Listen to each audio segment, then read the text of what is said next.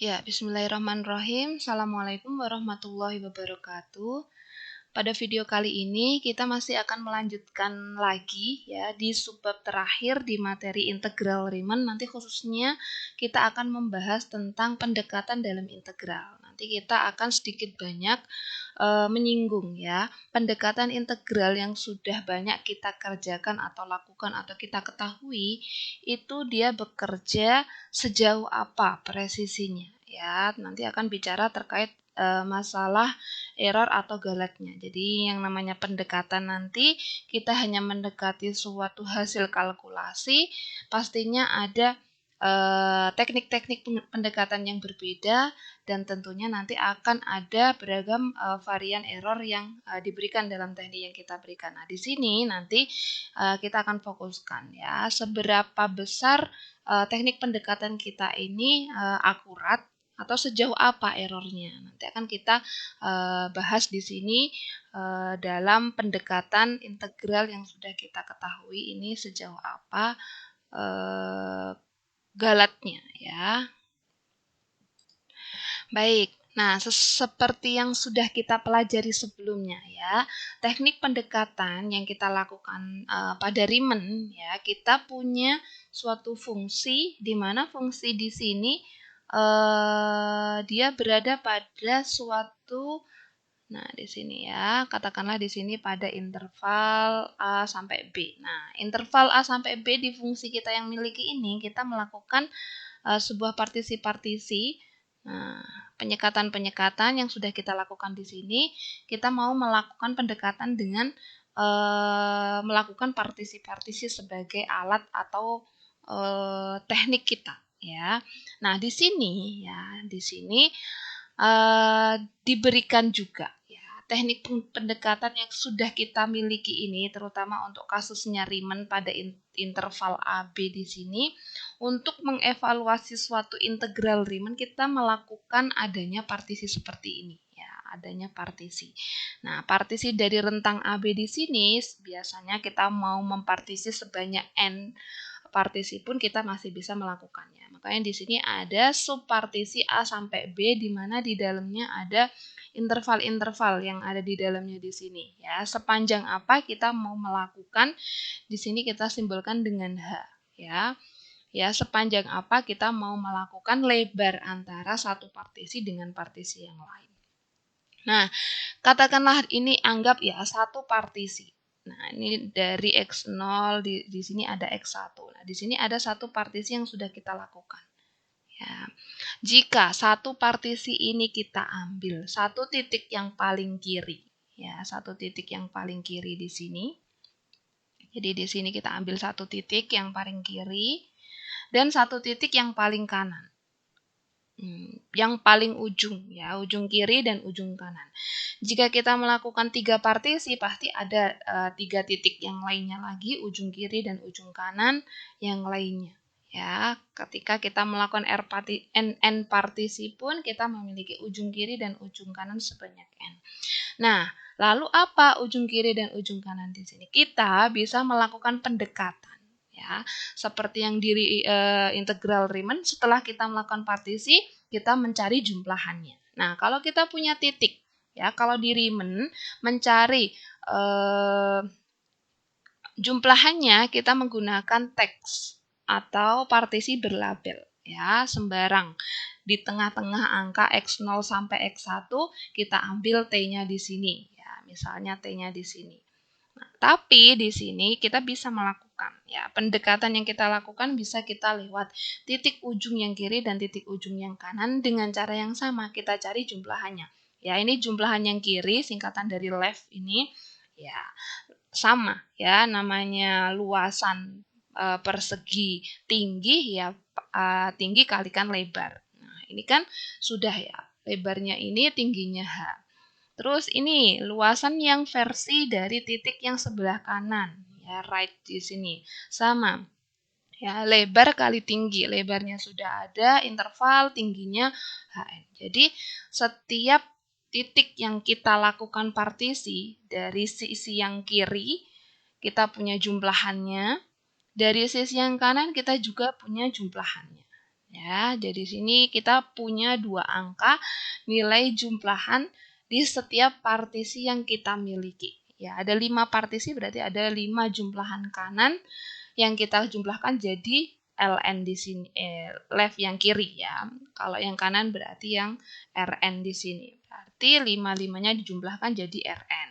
Kalau kita punya jumlahan partisinya sebanyak 5 berarti ln ya, yang sisi kirinya, titik sisi kirinya kita juga jumlahkan sebanyak 5, jadilah nanti ada ln di sini. Ketemu ada ln dan rn satu angka, ln satu angka, rn. Oke, setelah kita mengetahui ya, tadi sudah melakukan fungsi, kita sekat-sekat, kita partisi, jumlahan paling ujung kiri kita tahu, jumlahan paling dengan titik paling ujung kanan kita tahu ya. ln sama rn-nya kita sudah ketemu nih, 2 angka ini ya. Nah, kemudian jika ln dan atau rn itu dia semakin mendekat, semakin mendekat, pastinya kita akan mengetahui nilai di mana itu ln dan rn itu mencapai nilai rata-rata. Ya, yang paling tinggi berjalan menuju yang paling rendah, yang paling rendah berjalan menuju ke yang paling tinggi. Jadi istilah perjalanannya dia seperti ini ya. Yang tinggi ke rendah, yang rendah ke tinggi. Nanti ujung-ujungnya dia akan ketemu pada satu titik yang disebut sini sebagai titik rata-ratanya dia, ya, minnya dia.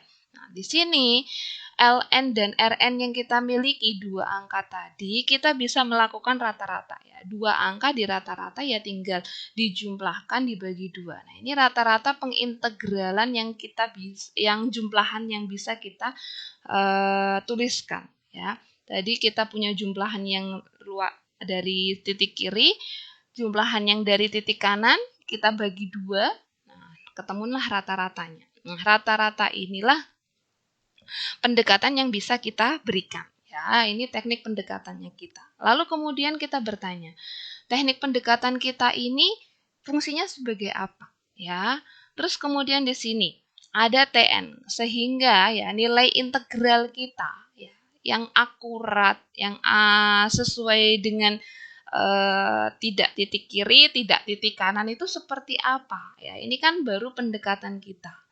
Integral kita itu yang ini. Ya, ini integral yang versi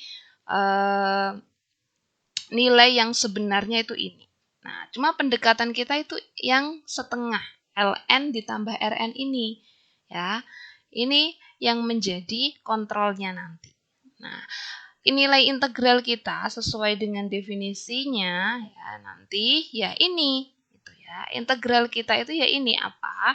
Nilai yang paling FA di titik A paling ujung, FB yang paling ujung kanan dibagi 2 ditambah. Nah, di tengah ini adalah sekat-sekat yang tadi ya, si Riemann lakukan ini. Jadi sebanyak apa? Jadi di sini nilai integralnya ketemu. Ibarat kata di sini nilai integralnya ketemu Tn. Nah, di sini ada setengah ln plus rn. Ini seberapa bedanya dengan Tn ini? Nah, di sini yang menjadi kontrol ya. Karena ln dan rn itu tadi adalah nilai yang kita peroleh ketika kita mendekati dari titik yang paling ujung kiri. Biasanya di sini ln ya, dengan titik yang paling ujung kanan yaitu rn, sehingga nilai integral kita yang versi rata-rata tadi pasti nilainya berada di tengah-tengah antara yang paling ln ya, paling kiri dengan rn yang paling kanan. Nah, oleh sebab itu, ln dan rn yang sudah kita lakukan pencarian nilai itu sebagai kontrol.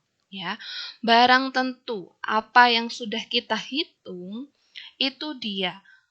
Kita nggak tahu benar apa salah, cuman kontrolnya di sini ya pasti lari-larinya dia tidak bisa atau tidak mungkin keluar dari ln. Mungkin di ruas kiri ln. Atau mungkin yang lebih besar daripada rn. Ya, ini tidak mungkin. Makanya kontrolnya kita gunakan ya. Titik ujung yang paling kiri kita batasi dengan ln dan titik ujung yang paling kanan kita batasi dengan rn. Sehingga ketika kita menghitung integral yang ada di tengah, kita nggak mungkin bisa lari kemana-mana karena dibatasi oleh dua angka yang paling kiri dan yang paling kanan. Jadi ketahuan nih kalau kita nanti ngitung integral kok melewati integral 1 sampai 10 misalnya. Fungsinya X kuadrat ya. Fungsinya X kuadrat kok nanti dihitung dia melebihi dari 10 atau kurang dari 1. Nah, pasti itu sebagai kontrol kita ya. Itu contoh yang cukup mudah. Padahal kasus di dunia nyata cukup kompleks ya, sehingga pendekatan di sini membutuhkan istilahnya di sini batasan ya. Benar nggak apa yang sudah kita hitung ini sudah sesuai? Atau jangan-jangan sudah keluar dari konteks integral yang kita mau bahas gitu ya. Ini khusus untuk fungsi yang kalau kita naik ya. Posisi naik berarti yang ln-nya pasti lebih kecil ya daripada rn-nya. Nah, di sini. Maka di sini untuk kasus naik ya fungsi kita dibatasi nilai yang paling kecil yaitu ln dan nilai yang paling besar yaitu rn. Takutnya di luar dari konteks, maka kita membutuhkan batasan-batasan. Meskipun namanya pendekatan, kita nggak ada yang tahu ya. Error kita sejauh apa, maka di sini perlu dibatasi seperti ini. Nah, jadi kalau kita sudah menghitung integralnya tadi sudah dihitung, batas yang kiri juga sudah, batas kanannya sudah, lalu kalau seperti ini ya integralnya, sejauh apa errornya kita ya. Jadi setelah kita tahu oh kita aman nih, berarti kita masih berada pada track di antara yang paling kecil dan yang paling besar Rn dan Rn. Lah kalau memang masih berada di dalam area Ln dan Rn, lalu perhitungan yang kita lakukan, pendekatan yang kita lakukan ini dia punya error atau galet sejauh apa? Nah, di sini perhitungan errornya ya. Nilai integral kita diselisihkan dengan ini Tn kan tadi pendekatan ya. Ya. Jadi cara untuk menghitung error atau galetnya kita tinggal menghitung nilai integralnya diselisihkan dengan pendekatannya. Ya, jadi nilainya tadi ya sama ya, karena kita menggunakan ln dan rn maka dia pasti kurang dari yang paling tinggi dan yang paling rendah. Ini nilai rata-rata tadi di atas yang sudah kita hitung pasti berada di antara ln dan rn itu sendiri. Terus kemudian yang paling ya rn tadi kan nilai ujung yang paling besar, ln yang paling kiri itu a ya, sudah dimasukkan ya setengah H kali yang paling ujung besar FB, paling kecil FA.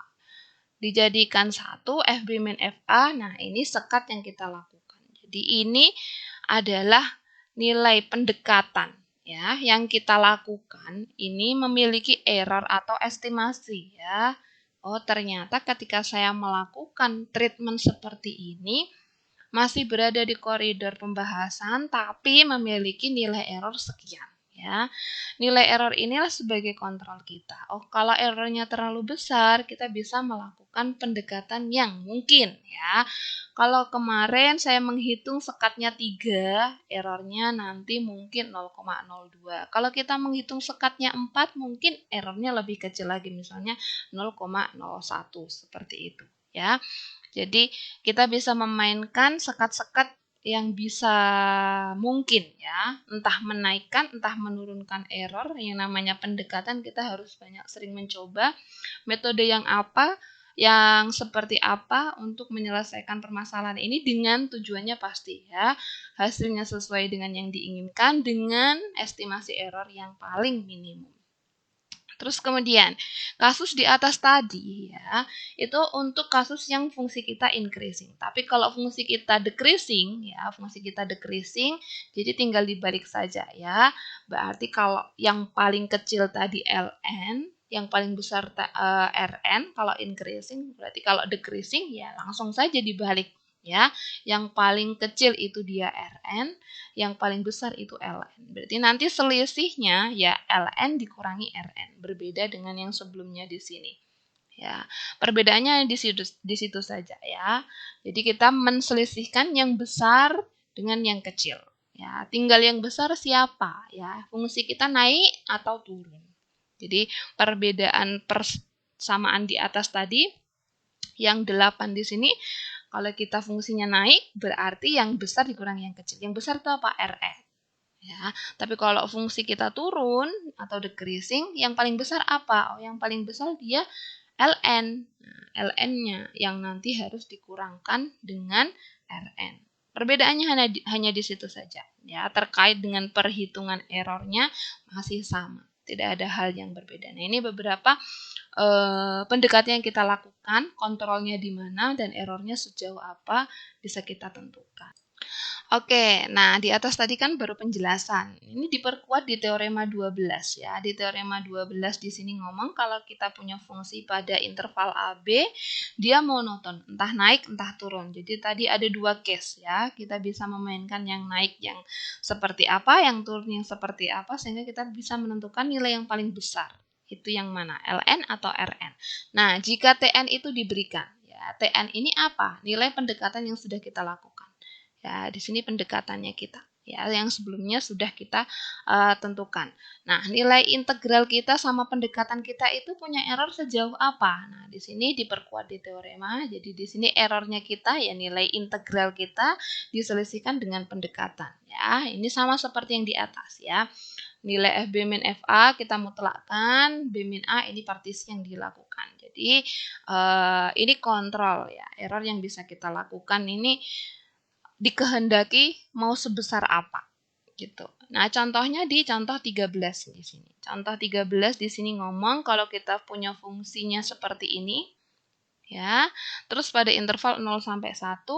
Nah, bagaimana kalau kita menghitung sekatnya hanya sampai pada n-nya 8. Nah, dihitunglah saja integral ini sampai pendekatannya n-nya 8, integral 0 sampai 1, min x kuadrat dikurangi pendekatannya yang T8. Pasti dia kurang dari harusnya sama dengan ini nilai errornya. Ya, ini nilai errornya. Terus kemudian, ya, errornya 0,04. Kita melakukan, benar enggak ya kalau kita sekatnya semakin diperkecil, dipersempit, nilainya akan jauh lebih presisi, atau mungkin kebalikannya. Ya, kita coba yang lebih tinggi. Kita ambil n-nya yang 16. Kalau tadi n-nya 8 ya, n-nya 8. Kita ambil n-nya 16. Nah, kita hitung integralnya dengan pendekatan T16. Nah, di sini ternyata ya hasil errornya dia semakin kecil ya. Dari yang 8 seperti ini 0,04. Nah, di sini n-nya 16 0,02. Jadi di sini kita bisa melakukan kontrol di sini ya. Kita mau berada di error yang dimau di soal itu sejauh apa dan seperti apa. Ya, di sini. Jadi bisa terlihat di sini ketika semakin banyak n partisi yang kita lakukan ternyata dia semakin bagus dengan kontrolnya di sini, errornya semakin kecil. Baik, selanjutnya di teorema 14 di sini dia ngomong kalau kita pakai aturan trapezoidal. Nah, aturan trapezoidal di sini kita mau cari tahu. Nah, sejauh apa nih error yang kita lakukan? Kan biasa kita menghitung ya di bab turunan juga derivatif kemarin kita sudah bisa mengenal beberapa pendekatan atau aplikasi di turunan untuk menghitung di numerik juga sering dipakai untuk menghitung suatu nilai pendekatan numerik. Di sini kita bisa gunakan aturan trapezoidal. Nah, sejauh apa errornya yang bisa kita lakukan atau pengen tahu nih error yang saya lakukan ini sebesar apa gitu ya. Jadi di sini sudah langsung saja ini aturan trapezoidal di teorema 14. Jadi ditentukan dan harus disyaratkan turunan 1, 2, 3 harus ada dan dia harus kontinu. Jadi kalau kita punya fungsi dengan aturan trapezoidal mau kita deketin dengan aturan ini, yang ini harus dipenuhi ya. Fungsinya aturan pertama, kedua, ketiga dia harus kontinu. Terus kemudian, nah di sini pendekatan yang kita lakukan Nah, pendekatan yang kita lakukan dengan aturan trapezoidal. Terus kemudian, nah di sini ini sebenarnya kurang tanda mutlak ya. Harusnya di ending seperti itu. Jadi kita mau mencari sejauh apa error yang kita bisa lihat dari perhitungan yang kita lakukan. Ya udah Tn min integral f pendekatan dikurangi nilai integralnya. Nah ini. Jadi ini turunan keduanya dikalikan dengan ya ini banyaknya sekat dikalikan ini adalah tinggi ya banyaknya ini jadi ini luas persegi dikalikan turunan keduanya ya terus kemudian Nah, di sini ada akibat dari teorema 14, ada korelasi 15. Nah, kita perkuat lagi ya apa yang sudah diusung oleh teorema 14 lewat trapezoidal rules. Jadi di sini F1, F aksen, F double aksen, F triple aksen dia harus continue. Nah, di sini diberikan syarat lagi ya. Turunan keduanya mutlaknya harus kurang dari B2. Nah, kurang dari B2, maka di sini untuk menghitung errornya dengan metode trapezoidal ini yang ada di tanda mutlak ini kan selisih pendekatan dikurangi nilai integralnya, maka dia harus kurang dari sama dengan ini. B min A pangkat 3 per 12N kuadrat dikalikan B2. Di mana B2-nya di sini, ya, B2-nya ini merupakan mutlaknya dari turunan kedua dari Fx yang kita miliki. Jadi ini cuma direpresentasikan saja ya. Di sini yang F double aksen C kita representasikan menjadi B2. Itu saja. Ya, jadi sama saja di sini perhitungannya sama saja seperti yang di atas. Cuman kita merepresentasikan, memberikan kondisi bahwa turunan keduanya dari fungsi kita mutlaknya harus kurang dari B2. Baru nanti kita bisa menghitung. Nah, inilah errornya. Ya, error dari perhitungan dengan metode trapezoidal. Integral dengan metode trapezoidal.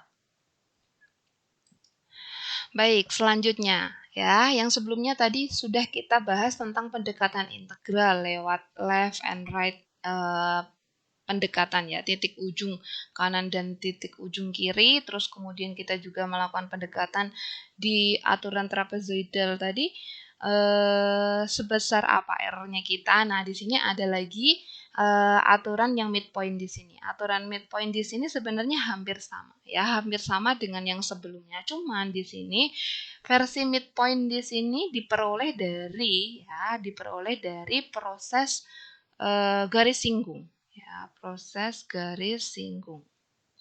Jadi, nah, di sini terdapat langsung saja di sini ya. Di proses midpoint di sini yang kita simbolkan dengan MN di sini sebanyak N partisi, dia prosesnya sama seperti Riemann, sama seperti trapezoidal. Jadi punya fungsi, kita lakukan sekat-sekat atau partisi. Nah, sekat-sekat atau partisi yang kita miliki tidak lagi menggunakan titik ujung kiri, titik ujung kanan atau trapezoidal yang sebanyak N-nya tadi sudah ditentukan. Terus kemudian di sini ada istilah midpoint di sini, tapi dia menggunakan garis singgung. Ya, penentuan H di sini, ya itu merupakan garis singgung setiap subpartisi yang kita lakukan. Ya, garis singgung dari setiap subpartisi yang kita lakukan. Jadi nanti kalau mau menghitung MN, ya pendekatannya ini HN-nya yang dicari dari setiap subinterval yang kita lakukan. Nah, jadi bedanya dengan yang sebelumnya, jadi kita di sini sudah menggunakan sama di partisi, cuma di sini kita mencoba untuk mendekati dari versi garis singgungnya itu seperti apa, ya, kemiringan dari grafik kita itu seperti apa, sehingga nanti ketemu satu titik di mana titik itu dia merupakan titik di mana bertepatan dengan garis singgung. Ya, titik singgungnya itu yang kita gunakan untuk menghitung tingginya, ya HN di sini tingginya dari fungsi yang kita miliki, sehingga kita bisa menghitung tidak lagi pakai teks atau label seperti Riemann, tidak lagi seperti LN atau RN, ya titik ujung kiri A dan B tadi. Jadi kita sudah menggunakan garis singgung sebagai midpoint H di sini. Nah, seperti yang dijelaskan tadi ya, di midpoint bisa kita lihat secara geometri. Kalau kita punya barangnya di sini, ambil saja satu subpartisi di sini ya, ambil saja subpartisi. Jadi lihat saja secara gambar di sini ada partisi titik ujung dan titik ujung. Kita tidak lagi menggunakan LN dan RN, cuma kita mau menggunakan metode midpoint. Tapi di sini midpoint seperti yang dijelaskan tadi sebelumnya, kita menggunakan pendekatan lewat garis singgung. Nah, titik yang bertepatan dengan grafik kita, fungsi kita, dengan garis singgung, nah ini kan garis singgung. Nah, ketemulah satu titik. Nah, ini disebut sebagai titik singgung, maka di sini kita akan gunakan, nah, kita sebut istilahnya ini sebagai midpoint. Kita gunakan ini sebagai ketinggian dari luasan kita. Ya, tetap kita lakukan partisi.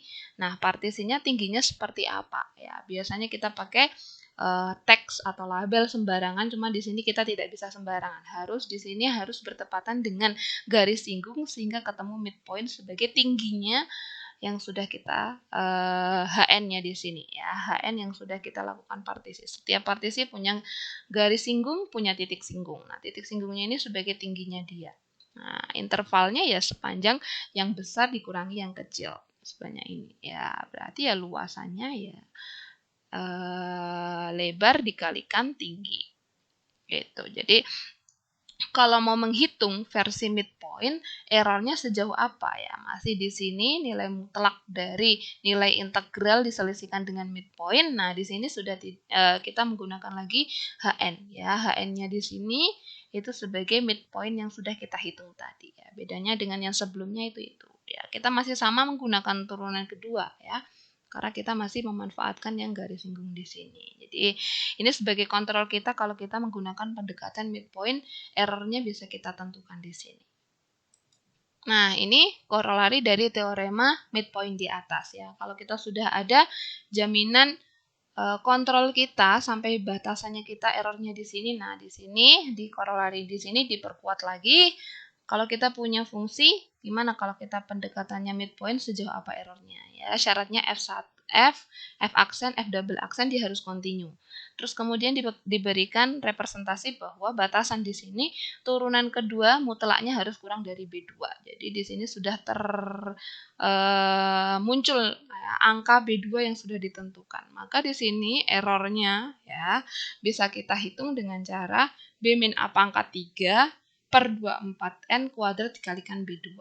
Nah, HN kuadrat di sini sebagai garis singgungnya, ini kita bisa representasikan hanya seperti persamaan di atas ya. Jadi hanya di sini kita bisa ubah ke persamaan yang di atas ya, sama seperti yang sebanyak apa garis singgung dan partisi yang kita lakukan.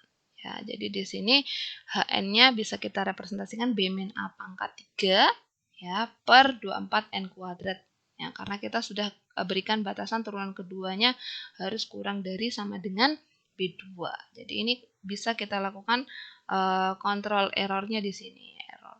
Nah, jadi midpoint di sini ya nanti kita bisa hitung. Caranya masih sama ya, tinggal dimasukkan titik ujung, N-nya dimasukkan sebanyak partisi dan nilai B2 di sini ya nilai turunan keduanya dia harus ditentukan mutlaknya berapa. Baik, selanjutnya ini yang terakhir ya. Di sini ada melalui pendekatan Simpson. Yang sebelumnya trapezoidal, midpoint, pendekatan integral. Nah, ini coba untuk yang Simpson kira-kira bedanya seperti apa ya. Yang sebelum-sebelumnya sudah kita bahas, kita melakukan penyekatan untuk fungsi yang linier ya, baik trapezoidal maupun midpoint di sini menggunakan. Nah, aturan ini dia menggunakan fungsi penyekatan tapi dia untuk fungsi yang linier. Nah, untuk fungsi yang cukup sedikit agak kompleks di atas linier, bisa pangkat 2, 3, 4, dan seterusnya. Ibaratnya di sini fungsi kita jauh lebih meliuk-liuk, berkelok-kelok, dan lebih kompleks dengan order yang lebih tinggi sehingga kita membutuhkan pendekatan yang bisa di-cover oleh kasus-kasus seperti ini. Nah, di sini kita mencoba untuk menggunakan aturan Simpson, tidak lagi menggunakan ya fungsi yang linear, tapi dia sudah fungsi yang parabolik ya, fungsi yang parabolik. Jadi kita memanfaatkan fungsi-fungsi yang tidak linear, entah dia cekung atau cembung ya, jadi piringannya dia terbuka ke atas atau terbuka ke bawah, jadi tidak linear. Jadi kita coba mau evaluasi secara geometri, kita sudah bisa tahu ini jelas berbeda, apalagi pendekatannya ya. Nah, di Simpson sendiri untuk order yang lebih tinggi daripada trapezoidal sama midpoint sama yang sebelumnya, kita mencoba untuk sama ya, melakukan partisi, cuman yang ada di partisi tadi tidak lagi linear tapi sudah parabolik seperti ini ya. Jadi sudah parabolik seperti ini. Jadi cara menghitungnya nanti errornya sejauh apa ya, sama kita melakukan partisi ya, partisi yang kita lakukan. Nah, dari sini nanti kita akan tahu sejauh apa yang kita hitung ini nanti memiliki error dengan metode Simpson. Nah, bisa dikatakan di sini Simpson ini merupakan ya karena metode terakhir ya. Biasanya terakhir itu adalah menyempurnakan yang sebelum-sebelumnya. Jadi di sini lebih kompleks, lebih bisa mengcover, menyelesaikan daripada permasalahan-permasalahan yang tidak bisa dijawab yang sebelumnya. Jadi di sini si Simpson ini ya bisa kita melakukan pendekatan ya. Di sini jumlahannya si Simpson ini unik ya. Jadi koefisiennya jadi di sini 4, 2, 4, 2. Nanti ada satunya di sini ya, 2, 4, ini angka 1 sebenarnya tidak saya tuliskan. Jadi di sini koefisiennya 1, 4, 2, 4, 4, 2, 4, 1 yang terakhir ya. Jadi 1 ini mengapit 4, 2, 4, 2, 4, 4, 2, 4, 2 seperti itu gitu ya. Uniknya di situ, terus kemudian dia menyempurnakan metode-metode yang sebelumnya, terus kemudian nah di sini disyaratkan ya harus ada turunannya sampai ke 4. Berarti secara intuitif kalau fungsi kita ya dengan metode Simpson. Nah, dengan metode Simpson harus mempunyai turunan keempat, berarti fungsi kita ya jauh lebih kompleks daripada hanya E kuadrat ya, karena harus punya turunan sampai ke 4. Ya, ordernya jauh lebih tinggi dari yang sebelum-sebelumnya. Itulah kenapa pembahasan ini bisa dibilang menyempurnakan dari jauh lebih bagus daripada yang sebelum-sebelumnya. Ya, karena setiap metode itu punya kelebihan dan kekurangan masing-masing ya. Jadi di sini cukup bisa menjawab dari permasalahan yang sebelumnya belum bisa dijawab ya untuk order yang lebih tinggi. Oke, nah di Simpson sendiri kalau sudah punya fungsi, nah di teorema 18 fungsinya ada, turunan pertama, kedua, ketiga, keempatnya dia kontinu, terus Sn yang tadi sudah kita lakukan perhitungan dia ada dengan metode Simpson, maka gimana cara menghitungnya? Selisihnya antara perhitungan kita, pendekatan, dikurangi dengan integralnya itu seperti ini ya, karena mensyaratkan ada turunan keempat tadi. Maka di sini diperkuat di korolari ya, 19. Aturannya masih sama, fungsinya ada, turunan pertama, kedua, ketiga, keempat ada, maka di sini ya, errornya di sini ya, errornya di sini. Jadi di sini diberikan syarat turunan keempatnya harus kurang dari sama dengan B4. Nah, B4-nya sebagai konstanta. Nah, berarti ya, errornya di sini bisa kita hitung di sini. Ya, B min A pangkat 5, 180, N pangkat 4 dikalikan B4. Nah, ini error yang bisa kita lakukan ya, yang bisa kita hitung ketika kita menggunakan Simpson. Ya, jadi setiap metode di sini ada konsekuensi errornya, bisa kita mainkan sekat-sekatnya, cuma pendekatannya entah pakai garis singgung, entah kita pakai busur garis titik singgungnya tadi, entah kita menggunakan parabolanya tadi ya, entah dia cekung, entah dia cembung seperti yang di Simpson tadi, tidak selalu dia linear, ternyata dia bisa cekung atau cembung seperti ini. Tinggal tergantung fungsi kita seperti apa. Nah, ini error-error yang bisa kita lakukan kontrol supaya kita menghitung ada batasannya. Ya, sejauh apa kita melakukan perhitungan. Baik, itu tadi pembahasan terkait dengan pendekatan dalam proses integral ya. Semoga dengan kita mengetahui ya pendekatan-pendekatan yang kita lakukan ini itu ternyata memiliki konsekuensi-konsekuensi dan error-error masing-masing, kita bisa memainkan ya, mau besar, mau kecil, mau sepresisi apa, mau sejauh apa error kita bisa kita atur sesuai dengan kebutuhan. Sehingga apa-apa yang sudah kita lakukan perhitungan, pembahasan yang sudah kita lakukan itu tidak terlalu jauh dari konteks yang diinginkan oleh soal. Semoga dapat memberikan pemahaman dan penjelasan terkait dengan pendekatan integral sejauh apa errornya kita bisa lakukan kontrol. Semoga dapat bermanfaat. Terima kasih. Wassalamualaikum warahmatullahi wabarakatuh.